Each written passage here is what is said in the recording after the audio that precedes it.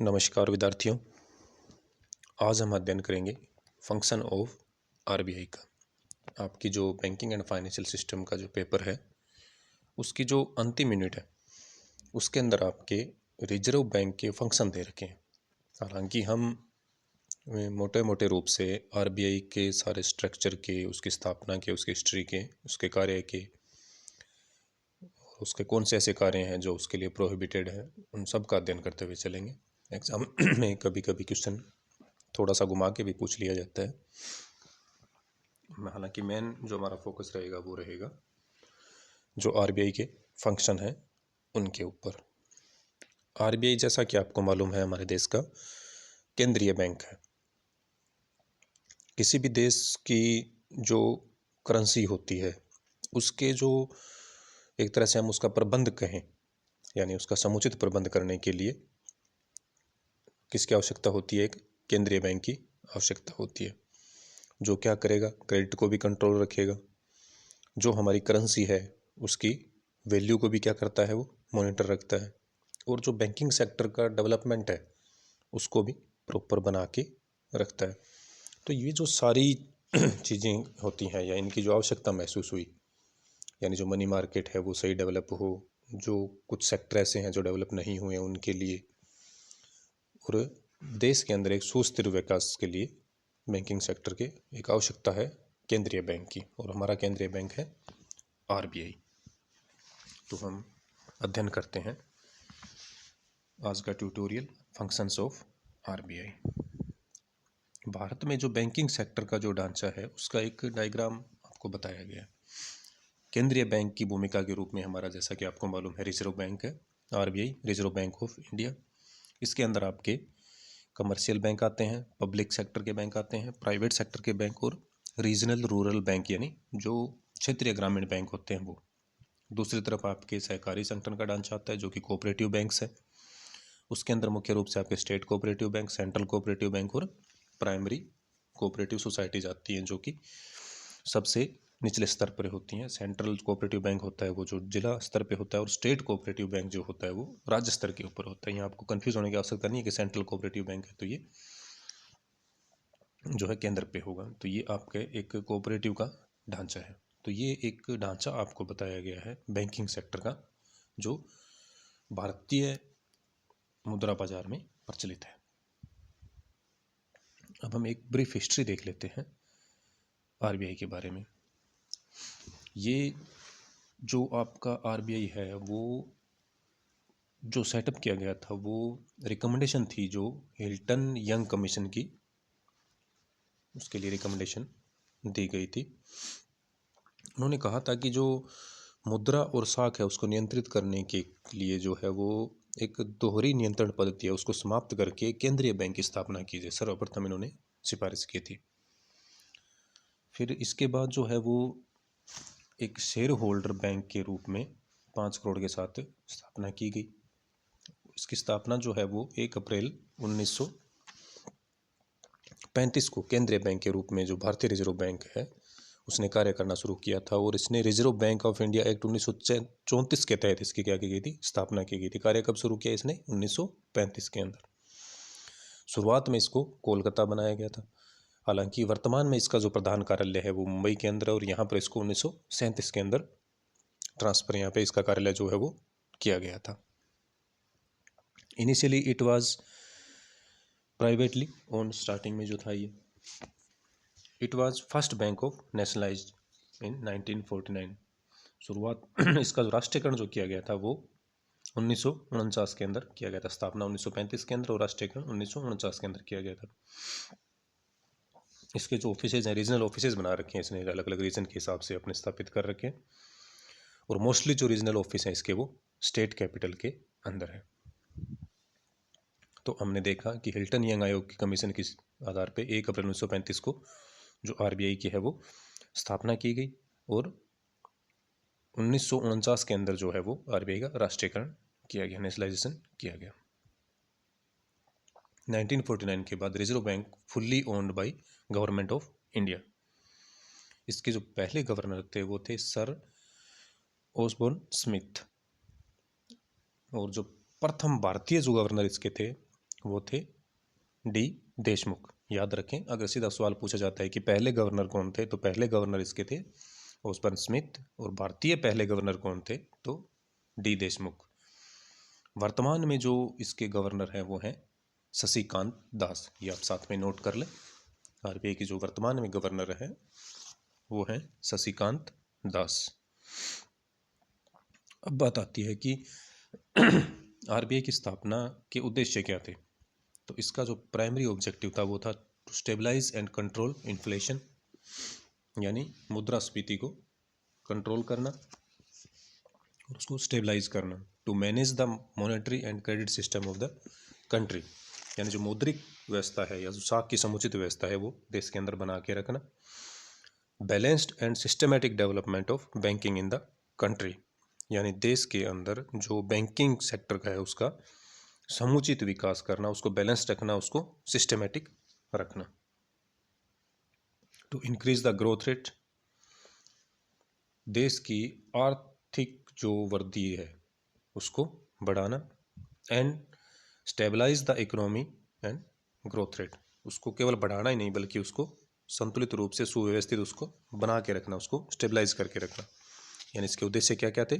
देश में मुद्रा और साख का समुचित प्रबंध करना, रुपए के आंतरिक और बाह्य मूल्य को स्थिर रखना, देश के बैंकिंग सेक्टर का विकास करना, मुद्रा बाजार का विकास करना, सहायक जो सेक्टर है उन पे विकास करना, ग्रोथ को बढ़ाना और जो मौद्रिक सिस्टम है उसके ऊपर कंट्रोल रखना। तो ये थे आरबीआई के ऑब्जेक्टिव्स।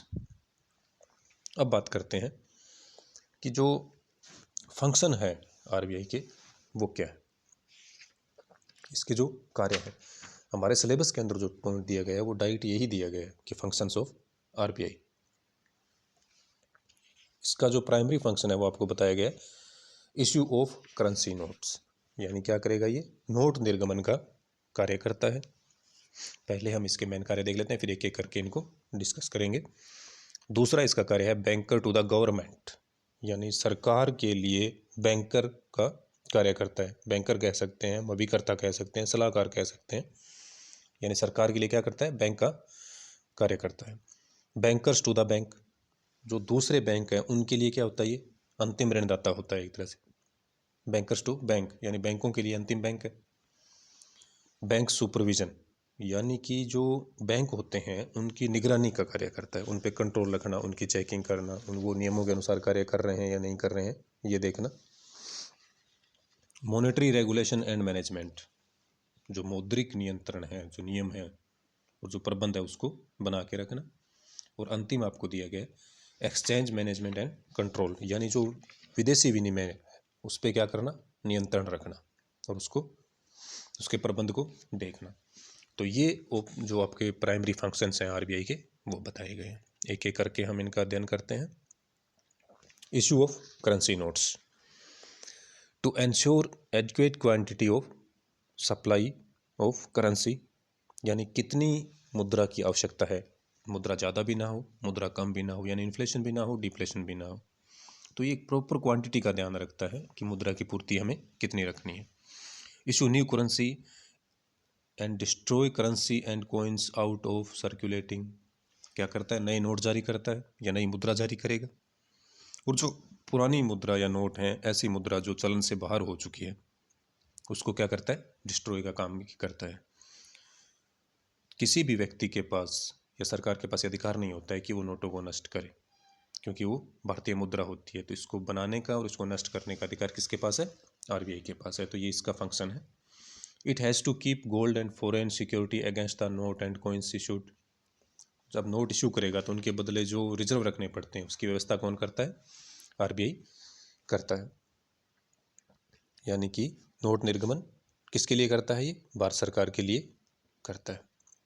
हालांकि जो नोट के ऊपर होती है वो हम देखते हैं कि उसके ऊपर जो आरबीआई गवर्नर होता है उसकी शपथ होती है कि मैं धारक को इसकी मुद्रा का मूल्य अदा करने का वचन देता हूँ, लेकिन अंतिम रूप से ये किसके लिए जारी करता है? सरकार के लिए। तो अंतिम जो जवाबदेही होती है वो सरकार की होती है, ये आप ध्यान रखना। कॉम्पिटिटिव एग्जाम में कई बार ये पूछा जाता है कि अंतिम रूप से इसके लिए जवाबदेह कौन होता है। अब ये जो हालांकि जो सिक्के होते हैं वो टकसाल के अंदर जारी किए जाते हैं, लेकिन जो नोट्स वगैरह सारे हैं वो आरबीआई के द्वारा ही जारी किए जाते हैं। आरबीआई जो है वो न्यूनतम कोष प्रणाली के आधार पर नोट जारी करता है, मिनिमम रिजर्व सिस्टम के आधार पर, और जो की वैल्यू कितनी है आपको पता है, 200 करोड़ रुपए, जिसमें से 115 करोड़ रुपए के सोने होना चाहिए, और जो रिमेनिंग 85 करोड़ है उसके लिए आप विदेशी प्रतिभूति या फिर सिक्योरिटीज वगैरह जो होती हैं वो रख सकते हैं। अब बात करते हैं इसके दूसरे कार्य की। Bankers to the government performs all banking function for central and the state government and also acts as their banker except that Jammu and Kashmir. तो क्या करता है ये, बैंकिंग फंक्शन जो होते हैं गवर्नमेंट के, सेंट्रल या स्टेट गवर्नमेंट के होते हैं, उनके कार्यों को कौन करता है निर्वहन, हमारा केंद्रीय बैंक करता है। यानी जो केंद्र सरकार राज्य सरकारें हैं उनके लिए क्या करेगा, बैंकर के रूप में, उनके सलाहकार के रूप में, वित्तीय सलाहकार के रूप में, अभिकर्ता के रूप में कार्य करता है। ये क्या करेगा, उन केंद्रीय और राज्य सरकारों की ओर से भुगतान स्वीकार करता है और उनकी ओर से पेमेंट करता भी है। फिर वो चाहे विदेशी विनिमय की बात हो या मुद्रा हस्तांतरण की बात हो या अन्य बैंकिंग क्रियाओं में हो या कोई सार्वजनिक ऋण की बात करनी हो, इसके अंदर आता है। हालांकि जो ये केंद्रीय और राज्य सरकारों के लिए जो बैंकिंग का कार्य करता है, इसके लिए कोई इनको गवर्नमेंट्स जो है वो शुल्क नहीं देती हैं, लेकिन इनके अभिकर्ता के रूप में कार्य करता ही है। नेक्स्ट आपका आता है बैंकर्स टू द बैंक, यानी बैंकों के बैंक के रूप में कार्य करता है ये, यानी एक तरह से बैंकों का अंतिम ऋणदाता होता है। Maintain banking accounts of all schedule bank, जो अधिसूचित बैंक हैं उनके अकाउंट को मेंटेन करता है। अधिसूचित से है जो बैंकिंग रेगुलेशन एक्ट है उसके अंदर अनुसूची 2 के अंदर जो अधिसूचित बैंक हैं वो, और उनको वो सारी बातें माननी पड़ती हैं जो आरबीआई के द्वारा नियम लगाए गए हैं। तो ये क्या करेगा, उनको मेंटेन करता है, उनके देखता है कि ये इस नियमों का पालन कर रहे हैं या नहीं कर रहे हैं। RBI also regulate the opening और इंस्टॉलिंग ऑफ एटीएम्स, जो नए एटीएम लगाए जाते हैं क्या वो प्रॉपर नियमों के अनुसार लगाए जा रहे हैं या नहीं जा रहे हैं, इनका जो है वो रेगुलेट करता है। RBI regulates the opening of branches by the bank, कोई बैंक नई ब्रांच स्थापित करना चाहता है या किसी ब्रांच को बंद करना चाहता है, कोई बैंक नया जगह लगाना चाहता है, तो ये सारे जो होता है इनका रेगुलेशन कौन देखता है, आरबीआई के तहत आते हैं। RBI also regulate trade off gold, जो सोने का जो व्यापार किया जाता है उसको भी आरबीआई कंट्रोल करता है जब हम अंतर्राष्ट्रीय स्तर की बात करते हैं। It issues guidelines and directives for commercial banks, जो कमर्शियल बैंक है, वाणिज्यिक बैंक है, उनके लिए नियम वगैरह कौन बनाएगा, केंद्रीय बैंक बनाता है। तो ये बैंकों के बैंक के रूप में कार्य करता है। अब बैंकों को फंड चाहिए तो वो कौन देगा, आरबीआई देगा। जो भी इसके नियम है वो कौन बनाएगा, आरबीआई बनाएगा। जैसे कि सीआरआर है, एसएलआर है, जो ये नियम बनाए जाते हैं, और सीआरआर जो अपने पास रखता है आरबीआई, तो ये सारे उनके लिए क्या करता है, अंतिम ऋणदाता के रूप में कार्य करता है और उनके बिलों की कटौती करके उनको अल्पकालीन या दीर्घकालीन ऋण उपलब्ध करवाता है। अब आता है आपका monetary regulation and management. Maintain price stability ensuring adequate flow of credit in the economy. ये क्या करता है, मूल्य स्थिरता को इंश्योर करता है, बना के रखता है।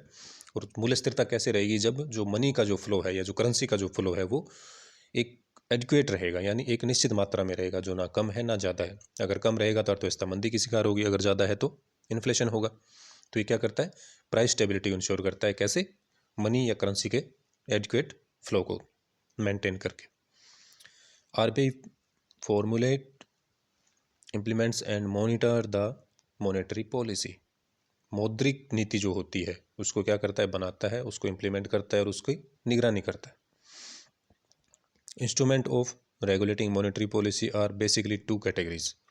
अब मौद्रिक नीति का ये करता है, बनाता है, उसको लागू करता है, उसकी निगरानी करता है, तो उसके लिए ऐसे कौन से उसके पास मेजर्स हैं जिससे वो उसको कंट्रोल करता है। तो जो उनको मुख्य रूप से 2 भागों में बांटा जा सकता है, quantitative measures and qualitative measures, जो कि हम मुद्रास्फीति वाले चैप्टर के अंदर डिटेल में इनको देख चुके हैं।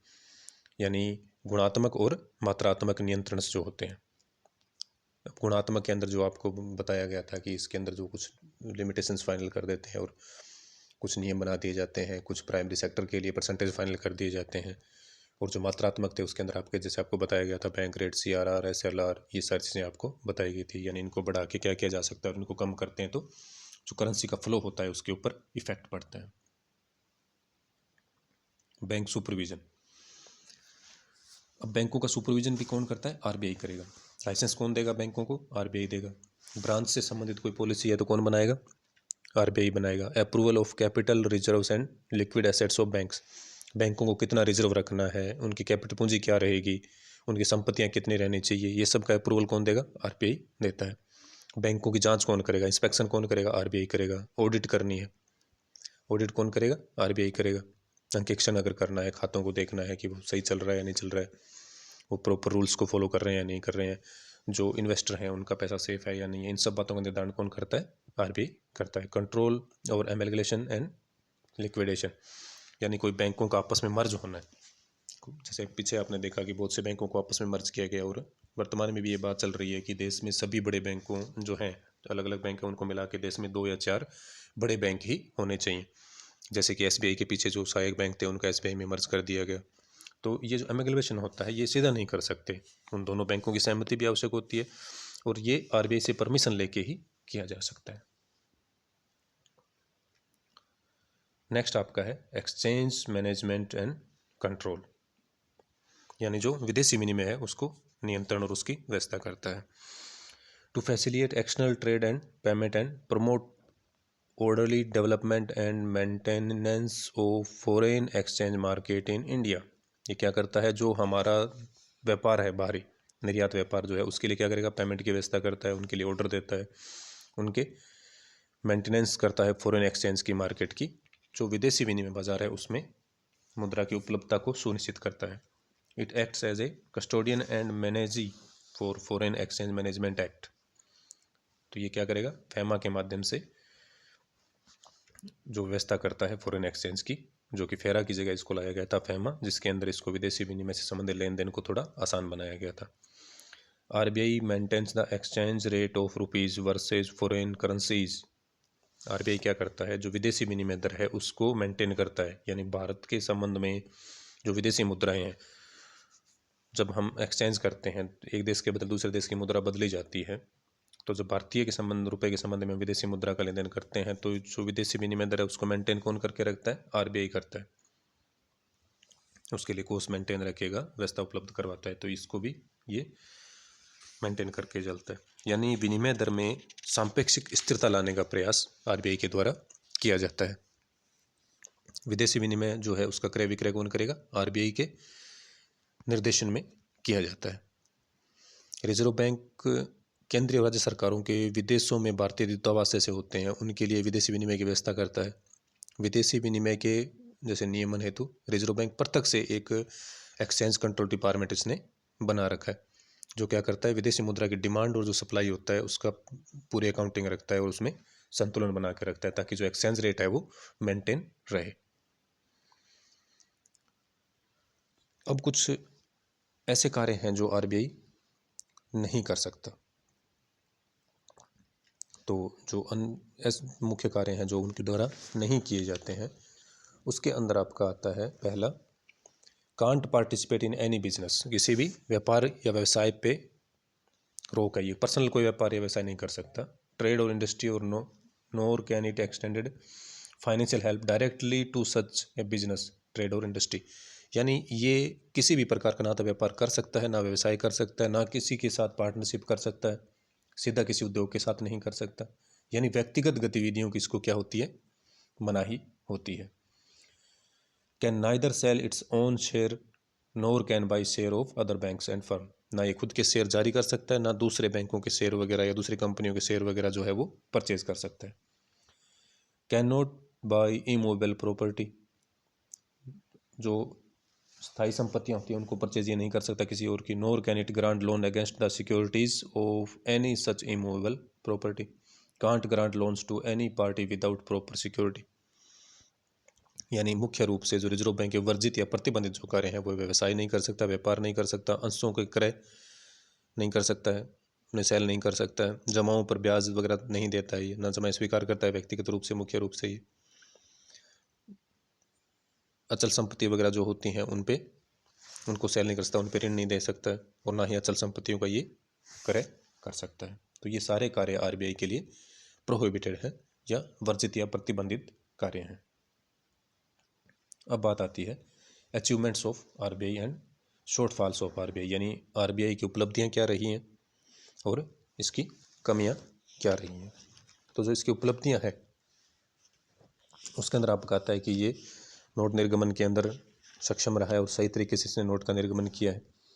बैंकों के लिए बैंक का कार्य किया है। कृषि वित्त के लिए इसने, जैसे नाबार्ड को ये फाइनेंस करता है, नाबार्ड फिर आगे एग्रीकल्चर में फाइनेंस करता है, औद्योगिक फाइनेंस करता है, ये मैनेजमेंट करता है कि इसका क्लीनिंग हाउस यानी समाशोधन गृह के रूप में अच्छा कार्य निभाया। यानी बैंकों का अंतिम बैंकर कौन है? यही तो है। और डाटाओं का पब्लिकेशन करता है, जो हमें मौद्रिक नीति हम जो देखते हैं या जो अलग अलग इसके बुलेटिन्स आते हैं, पब्लिकेशन आते हैं मंथली, वीकली, तो हमें मौद्रिक क्षेत्र से संबंधित जानकारी उपलब्ध करवाता है, इन डाटों का पब्लिकेशन करता है। तो ये सारे इसके क्या है? अचीवमेंट्स हैं। अब इसके बात करते हैं शॉर्टफॉल की, यानी ये सारे तो क्या थे इसकी, इसके एक तरह से योगदान है हमारी आर्थिक विकास के अंदर। जैसे क्या करता है? पत्र मुद्रा का निर्गमन हो गया, बैंकिंग सेक्टर का विकास हो गया, पूंजी निर्माण बढ़ाया है इसने, विदेशी विनिमय कोषों का प्रबंध करता है, कृषि सहकारी उद्योग क्षेत्र का विकास किए, साख पे नियंत्रण रखता है, निरीक्षण नियंत्रण करता है, सभी का डाटाओं का पब्लिकेशन करता है। अब इसकी बात करते हैं कि असफलताएं इसकी क्या क्या रही हैं। असफलताओं में जो इसका पहला है इन्फ्लेशन, यानी मुद्रा प्रसार पे ये कंट्रोल नहीं कर पाए। हालांकि इसकी जवाबदेही है इन्फ्लेशन को कंट्रोल करके रखना, लेकिन ये इन्फ्लेशन हमारे लगातार हम देख रहे हैं कि बढ़ती जा रही है। अनस्टेबल बैंकिंग सिस्टम, हमारा बैंकिंग सेक्टर अभी भी पूरा स्टेबल नहीं हुआ है। ज़्यादातर हम देखते हैं कि बड़े बैंक भी दिवालिया हो रहे हैं। इंडिजीनियस बैंकर्स है और इनएडिक्वेट फाइनेंस है। अभी भी जो वित्त की जो सुविधाएं हैं वो सभी क्षेत्र में नहीं मिली हैं। यानी हम कह सकते हैं एक तरह से मुद्रा प्रसार, रुपए के एक्सचेंज कंट्रोल रेट को भी कंट्रोल नहीं कर पाए, रुपए की वैल्यू लगातार गिर रही है, बैंकिंग व्यवस्था का पूरा विकास नहीं हुआ है, देसी बैंकर वगैरह जो असंगठित क्षेत्र है वो भी क्या कर रहा है? वृद्धि कर रहा है। विकसित मौद्रिक बाजार का विकास अभी नहीं हुआ है। रिजर्व बैंक के खुद के पास पर्याप्त स्वर्ण कोष के भंडार नहीं है। बैंकिंग सुविधाएं अपर्याप्त हैं। कृषि साख की बात की जाए तो पर्याप्त है। ग्रामीण क्षेत्रों में बैंकिंग सेक्टर का पूरा विकास नहीं हुआ है। तो ये सारी इसकी क्या है? शॉर्टफॉल है।